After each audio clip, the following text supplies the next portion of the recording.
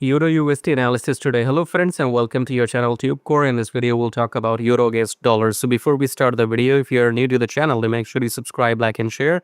And below the video you will find the link. It says swing trading on automation. So when you see at the bottom in the video it says grow your money by 135% in 5 years.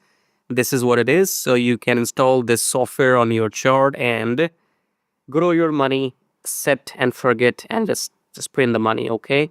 And we give you 5 years money back guarantee. That's how much sure we are. 5 years money back guarantee. Go and get it.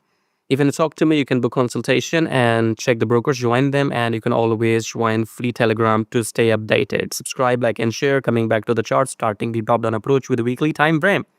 Weekly prices slightly above the EMA. Daily, we are below the EMA. 4 hour, we are below the EMA. So 2 time frames are below the EMA, 4 hour and daily, which means look for shorts after each pullback. So that's all about it. If you don't want to deal with this manually, if you want your money to just work for you, then get this EA, print the money, set and forget, 5 years money back guarantee. Subscribe, like, and share.